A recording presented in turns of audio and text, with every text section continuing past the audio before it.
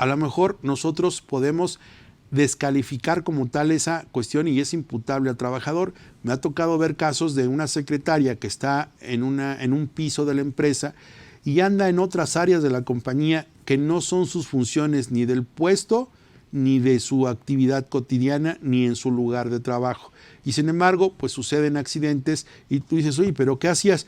Fui a pedirle un barniz o fui a ver a mi comadre arriba o abajo y bueno, cuando iba bajando las escaleras me falseé el pie y me caí.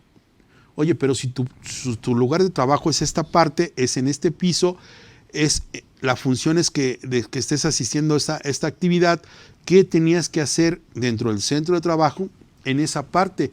Pues es claro que hay un riesgo, pero no tenías por qué colocarte en él y esto me actualiza la prima de riesgo que tengo declarada. Por eso es importante que en los contratos de trabajo se tenga claramente definido, insisto, el perfil que es la persona que va a desempeñar un puesto o una función en un puesto y que tenga un perfil previamente valorado por las personas adecuadas.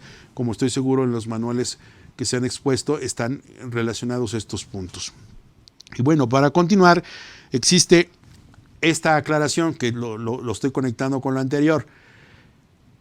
No se entiende claramente qué es un centro de trabajo y lugar de trabajo. Y esto en accidentes de riesgo o en otros factores es muy importante. Hoy en día, este requisito, esta fracción va a cobrar muchísimo valor porque tiene que ver con el teletrabajo o con el trabajo a domicilio o simplemente con el domicilio de la empresa o entender que nuestro trabajo o nuestro trabajador está expuesto constantemente en la calle. Es un repartidor, es un comisionista, está buscando de puerta en puerta las ventas. Eso es importante establecerlo. Dice la fracción cuarta del artículo 25. El contrato de trabajo debe tener el lugar o los lugares donde deba prestarse el trabajo. Esto es vital.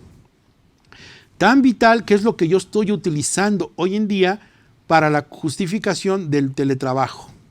Ese es el fundamento desde mi punto de vista, que aunque no hay legislación que permite establecer cuáles son las reglas del teletrabajo, la condición general del trabajo la estoy cambiando en esta fracción, porque está claro que el contrato debe referirse a este punto, así que como lo veremos en sus láminas y voy a explicar más puntualmente de qué se trata, hoy cobra mucha relevancia. Entonces, centro de trabajo es el domicilio de la empresa. Juárez 20, Colonia Centro, Ciudad de México. Ese es el domicilio. No estoy hablando del domicilio fiscal. Recordemos que una persona física o moral puede tener diferentes domicilios. Existe el domicilio fiscal, el domicilio social, el domicilio convencional, el domicilio procesal y el domicilio contractual. Repito estos datos. Una persona física o moral en México no necesariamente debe tener un domicilio para entenderse todos los efectos legales en él. Existe el domicilio fiscal, que es el que está indicado ante las autoridades tributarias para efectos de tenernos identificados en la recaudación y cumplimiento de los efectos fiscales de nuestros ingresos.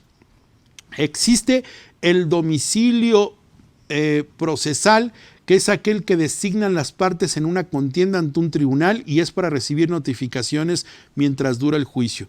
Existe el domicilio convencional, que es aquel que se estipula para efectos de cumplir un contrato de arrendamiento civil, de proveeduría, de suministro. Existe el domicilio social, que es aquel que como sociedad mercantil o como una sociedad, como persona jurídica, debes designar como centro de operación de la sociedad. Y por último está el domicilio, en este caso, el domicilio que yo lo llamaría así, laboral o del centro laboral, que es aquel en el cual se entiende que está toda la infraestructura o el centro de operaciones donde se ejecuta la mayor parte de actividades laborales de un empleador o de un patrón. Y lugar de trabajo, entonces, sería el espacio físico o delimitado dentro del centro de trabajo para que una persona realice sus funciones o desempeñe un puesto. Ejemplo, una recepcionista tendría su lugar de trabajo en la recepción. Mi secretaria o la secretaria de ustedes tendría en la parte exterior de mi oficina, en en uno de los ángulos o la esquina del espacio que se encuentra delimitado en el área de contabilidad. Eso es lugar de trabajo, en el centro de trabajo. Así que teniendo claras estas distinciones entre centro y lugar de trabajo, es muy importante porque nos va a ayudar a entender muchísimas cosas como lo voy a exponer más adelante. Y bien, también sigue relatando este artículo 25 estos dos requisitos importantes, la 5 y la 6, que dice la duración de la jornada. Padrísimo todos estos datos. ¿Por qué? La duración de la jornada nosotros la conocemos. Sí, que la diurna, la vespertina, la nocturna o la mixta. No importa el nombre con que le des, simplemente debes tener claro que son las 48 horas como máximo, las 42 horas 45 que puedas establecer. Sin embargo, hay diferentes mitos. Estos mitos permítanme hidratar un poco.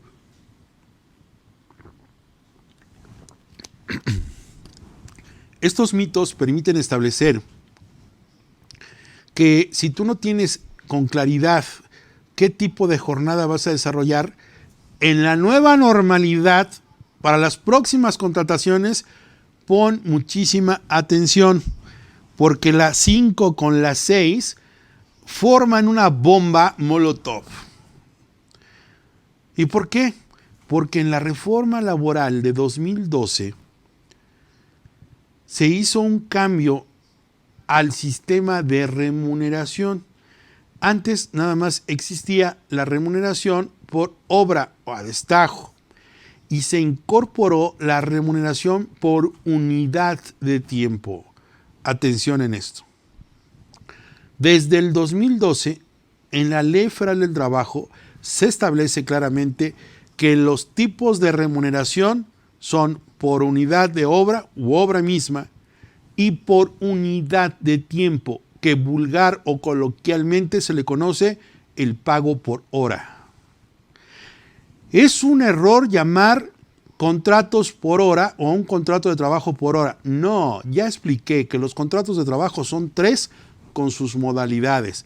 Lo que yo estoy hablando cuando me refiero a unidad de tiempo, me estoy refiriendo a la remuneración, es decir, al pago, a la forma y el pago de cómo se integra el salario, no en el 84, sino cómo voy a hacer en concepto de qué voy a pagar el dinero por el trabajo recibido. Y es por unidad de tiempo por hora. Así que esto aliviaría muchísimos problemas en las empresas bajo mi siguiente interpretación y teoría. Que quede claro, es algo que yo defiendo, que lo he implementado y que funciona, y hasta el día de hoy nada en contrario. Se dice que hay 48 horas que debemos laborar a la semana como máximo, lo cual es una mentira técnicamente armada. Las 48 horas no es lo máximo que se puede trabajar. ¿Y el tiempo extraordinario qué? ¿Verdad que se pueden trabajar más de 48 horas?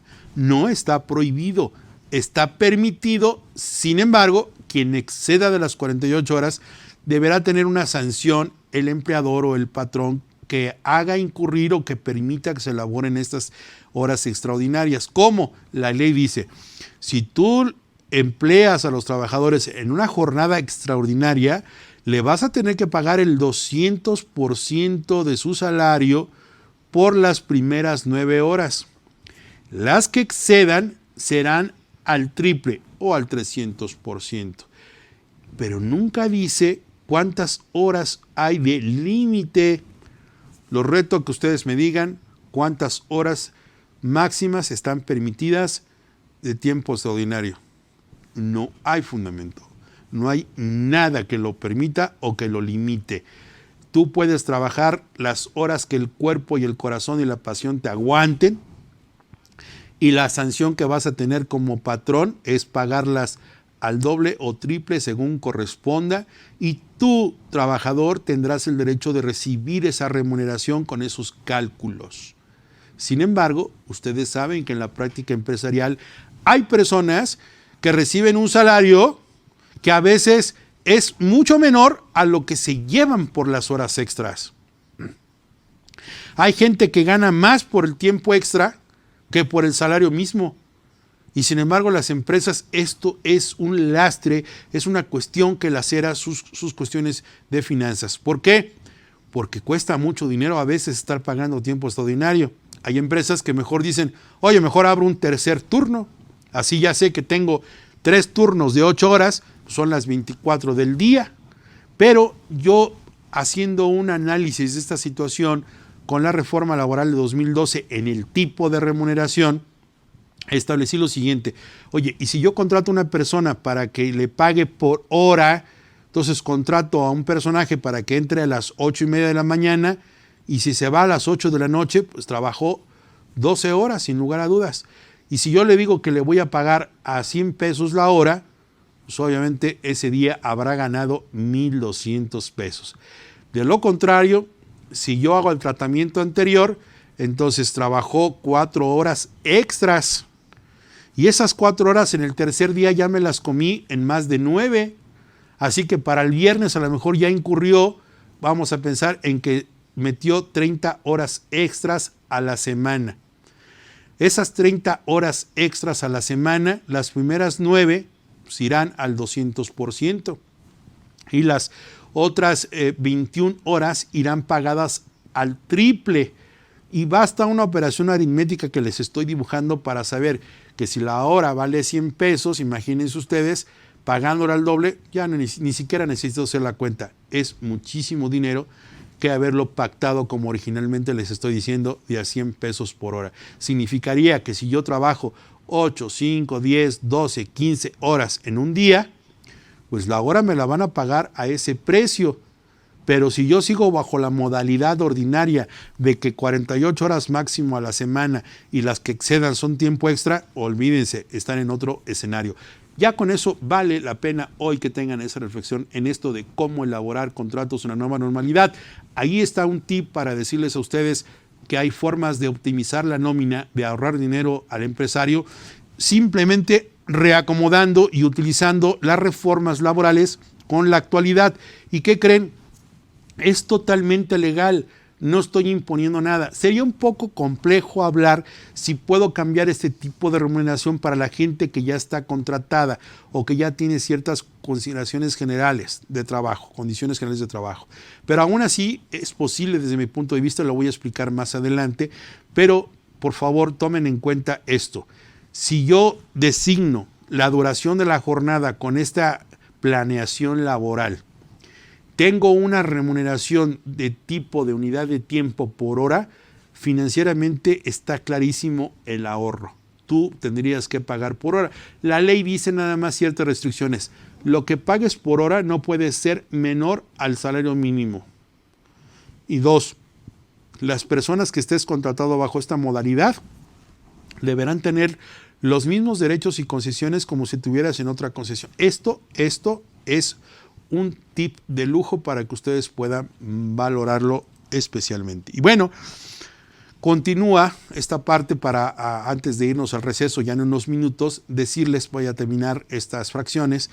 Dice la 7, el día y el lugar de pago del salario. Esto es importante también que el contrato de trabajo se explique. ¿Qué días vas a pagar? ¿Semanal, catorcenal, quincenal o mensualmente?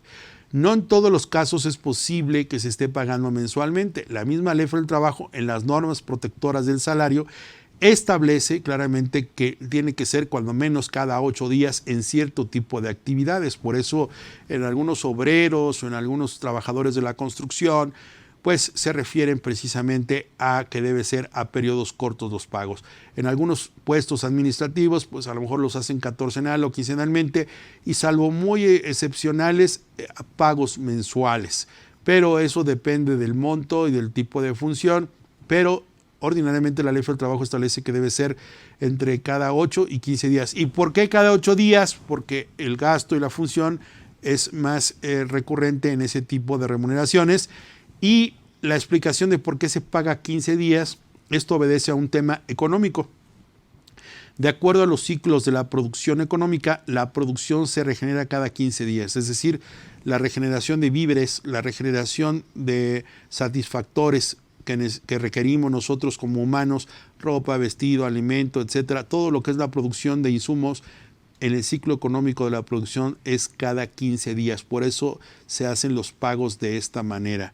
Pero es importante establecer en el contrato de trabajo ese día y el lugar. Hoy esa fracción es de 1970, no ha cambiado. Era obvio que en esos años existía la tienda de raya, existía las camionetas de protección o blindadas que se instalaban afuera de centros laborales para que en el sobretado la gente se formara y viera pagar su nómina, el conteo, las monedas, los billetes y el recibo de nómina en ese entonces.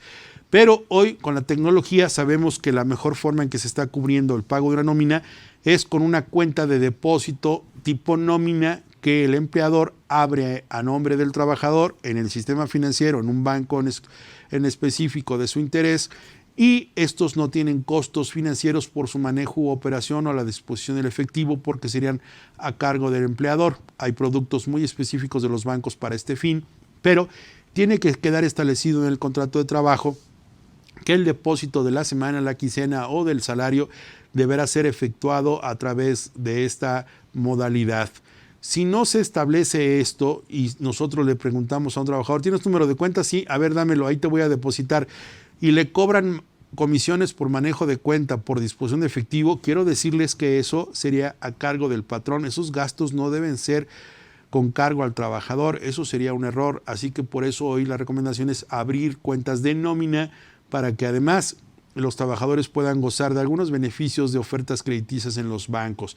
Pero también hay que establecer dentro de esta nueva obligación, y aquí regreso al punto que les dije del CFDI, del correo electrónico, que un motivo de la reforma es que tú tienes, dentro de este mismo artículo 25 se establece esta situación de informarle a tu trabajador cuál es el concepto o los contenidos o alcance del CFDI. Esto es un dato importante, esto es un dato duro. ¿Cuántos empleadores, cuántos patrones ya tienen por escrito cumplida la reforma de mayo de 2019 que consiste en haber explicado cómo está constituido, cómo está compuesto su CFDI de nómina? De cada 10, les aseguro que 20 no lo han hecho. Y ¿sabían ustedes que un trabajador pudiera reclamar eso como un incumplimiento y ustedes estar en una situación de multa? ¿Sabían que eso es una obligación a partir de mayo de 2019? ¿Sabían que tienen ustedes, empleadores, patrones, la obligación de informar a sus trabajadores qué concepto, qué rubro, qué claves compone el CFDI? Recordemos que en términos fiscales es el único caso donde quien recibe el servicio es quien expide el CFDI. El CFDI es el recibo de nómina, pues es la factura, es la constancia del pago y los conceptos que integran la nómina. Así que esto en la fracción que estoy analizando, la 7, tiene que ir en el contrato de trabajo. Se tiene que decir que vamos a pagar el salario los días que se indique, lo vamos a hacer de una forma muy clara para efectos de poder establecer que se va a depositar en la cuenta de nómina de la empresa. Y bueno, si quiero esta cuestión de que me depositen o me entreguen cheque o me hagan transferencia, bajo esa circunstancia, bueno, se puede establecer en el contrato o en un convenio, en una carta que se haga aparte de esta situación. Si seguimos esta regla, también puedo establecer que el correo electrónico que yo señalé es el mismo para poder recibir mi CFDI. Y recordemos que es un cambio de la reforma laboral de mayo de 2019, el derecho de los trabajadores de decir, quiero mi recibo de nómina, el CFDI, lo quiero impreso o lo quiero electrónico. Y yo estuve recomendando durante mucho tiempo, oye, no, hay que hacer un documento donde se entienda que todos lo quieren electrónico. Aunque si te pones a despachar de quién quiere impreso, quién quiere electrónico, pues vas a poner entonces a dos sectores del área de nóminas a trabajar, o si lo vas a pedir impreso y lo vas a pedir por electrónico, estás redundando el trabajo. Establezcamos la política. Aquí los CFDIs, entre comillas, todos me pidieron que fuera electrónico. Cuando digo todos me pidieron es como que una imposición disfrazada, perdón por decirlo así, pero hay que hablar con la realidad, en el que tú le dices al trabajador, solicito que mi recibo de nómina o mi CFDI me sea enviado a mi correo electrónico personal, que es tal. Se entrega, lo guardas al expediente y el correo electrónico es el medio exquisito para estarnos comunicando. Bueno, aquí hago un espacio, voy a leer una pregunta que nos está llegando a nuestro WhatsApp, que aquí tenemos toda esa posibilidad de atender sus dudas. Las que no se alcancen a enviar, por favor, escriban a los comentarios. Yo después, cuando pasan los programas o me los hacen llegar, los respondo con mayor puntualidad y con mucho interés. Dice este mensaje: ¿qué pasa cuando los contratan por 30 y luego otros 30 días y así durante años? Y nunca les dan de baja en el IMSS y el contrato se los dan por tiempo determinado. Bueno, quiero agradecer la participación de esta persona muy interesada. Muchísimas gracias. Mire, eso es un mito y además eso fue lo que provocó el desconocimiento de los empleadores, pero aquí hay dos efectos. Hay patrones que creen que psicológicamente siguen engañando a sus trabajadores haciéndoles firmar contratos. No te voy a dar la plaza, hasta el tercer mes. Si tú supieras que desde el primer día tú y yo estamos como casados, no hay necesidad de tener el contrato por escrito. Tú y yo, con que ya tenga un pago del salario, compruebe que yo estoy aquí, hay relación laboral. Por eso les digo que es imputable al patrón en no tener el contrato de trabajo. Así que es una fantasía, es una equivocación. Los contratos a 28 días o a 30 días no existen, se acabó, asuntos perdidos. Cuando yo veo un contrato de trabajo por 30 días y que no lo saben hacer con la modalidad a prueba o con las reglas que vengo explicando, olvídense eso, hagan de cuenta que dice contratote por tiempo indeterminadote. Lo digo de esa forma irónica, porque no sirven para nada. ¿Y qué pasa si no los dan de baja en el IMSS? Pues con mucho mayor razón, eso es una simulación. Y esa simulación es de las que yo les digo a los patrones, ya, esas cosas son mitos de la gente equivocada. No tienes por qué estar viviendo con esas ideas del pasado. Rompamos paradigmas. Hay muchos controles legales hoy en día. Hay parte de la reforma que te ayuda a muchísimas cosas que el pasado no tenías y que hoy te dan mayor seguridad. Y les dan seguridad a las dos partes, a los patrones y a los trabajadores. Sin embargo, el miedo y la ignorancia, el desconocimiento, nos hace cometer o mantenernos en el error. Yo felicito a los que se capacitan, a los que estamos aquí trabajando y compartiendo información al día, porque estoy seguro que como consultores, asesores o directores o gente involucrada en las empresas, vamos a cambiar algo positivo, vamos a ser más eficaces con eficiencia en el trabajo y con nuestros equipos, con nuestro personal y contra nuestros jefes o nuestros clientes. Así que espero haber respondido a la pregunta. Es un riesgo absoluto, calibre 100%. Hagan de cuenta que es una relación determinada. Esa sería mi respuesta a ese caso que es muy común. En estos supuestos siempre digo, habría que ver el caso, habría que revisarlo, pero su planteamiento en la pregunta es muy claro, así que no tengo que adivinar qué dato me falta, porque ese es el pan de todos los días en muchas empresas todavía y en ciertos niveles. Por eso les digo que ya la gente hoy no se espanta con cualquier cosa, ya están muy informados, ya saben qué sucede. El godivato ha adquirido una potencia, un imperio, que ya entre los trabajadores se saben que sí, que no, que los espanta y que no. La verdad no se trata de sorprender a nadie, por eso me atreví a responder categóricamente de que eso es una situación totalmente de riesgo y mal hecha. Es una cuestión que habría que corregirse de forma inmediata. Y bien, la fracción octava nos dice de este mismo artículo 25, la indicación de que el trabajador será capacitado o adiestrado en los términos de los planes y programas establecidos o que se establezcan en la ley o bien en lo que está dispuesto en los programas de empresa. Voy a concluir con esta intervención para decirles, la capacitación y el adiestramiento es un derecho de los trabajadores y una obligación de los patrones. No es de, oye, ¿me puedes pagar un curso de actualización fiscal? Ándale, sí, por favor, es que, oye, espérame, no me has dado. La empresa no tiene programas de capacitación, y ya estás incumpliendo. ¿Y sabías que no tener programas o planes de capacitación o adiestramiento serían multas que van de 250 a 5,000 veces la UMA? Este es un dato duro, Empresas que no tienen planes de capacitación o adiestramiento, que no tienen esta obligación constitucional y regulada en la Ley Federal del Trabajo de capacitar y adiestrar como derecho a sus trabajadores, serían totalmente candidatos a una inspección, a una infracción y a una multa que es por trabajador es al doble si es reincidente y sobre todo muy alta si se junta con otro tipo de infracciones. Así que el contrato de trabajo, que regularmente nadie lo hace, debe tener, conforme a esta fracción octava, debe tener un plan o programa que la empresa, cuando menos que diga que la empresa capacitará durante 3 veces en el año o en 2 o cada semestre una actualización o una capacitación. Finalizo con esto. ¿Qué diferencia hay entre capacitación y adiestramiento? Capacitación es inducir nuevos conocimientos que pueden ser generales o muy genéricos acerca de un tema en la función o preparación que tiene un trabajador. Y el adiestramiento es la inducción, es explicarle, enseñarle a un trabajador un proceso o procedimiento específico dentro de la empresa y que no tiene obligación de saber. Ejemplo, un contador deberá capacitarse en la actualización de la legislación fiscal cada año, de la resolución miscelánea, si su función es estar en el área contable o fiscal de una empresa. ¿Pero qué sería adiestramiento?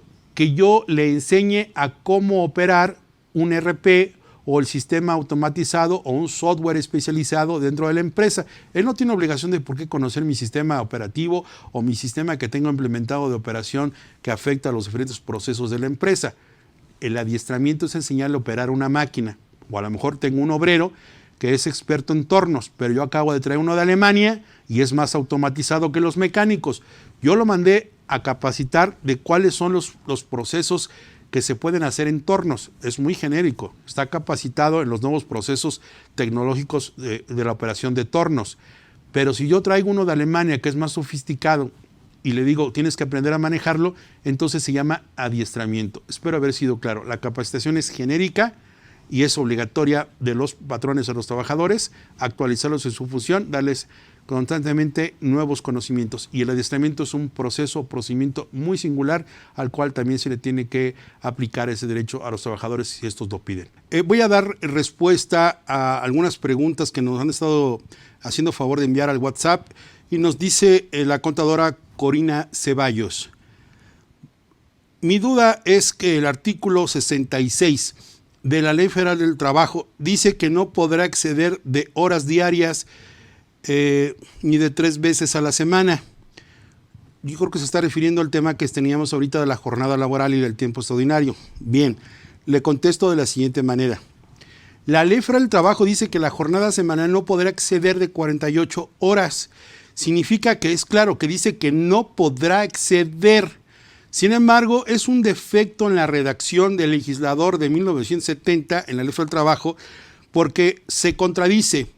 Porque en el artículo 66 y siguientes, efectivamente les pido vean la pantalla que les voy a compartir en este momento, de la Ley Federal del Trabajo, en la que aquí estoy señalando. El 66 dice, podrá también prolongarse la jornada por circunstancias extraordinarias, sin exceder nunca, dice aquí esta parte, sin exceder nunca de 3 horas diarias, ni de 3 veces a la semana. Aquí está el cómputo que yo les digo que son las 9 horas.